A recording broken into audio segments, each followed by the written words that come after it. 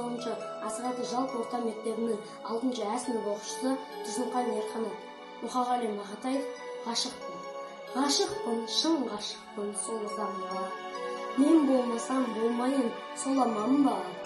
О Тәңірім, еттен жан қайрылмайтын, жүрегі еттен бәйге қоладан ба? Ғашықпын, қайта оны жасыр алам.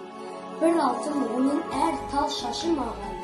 Сағынайын, таусылар, сағынайын, сағынышқа жаралып ғашық.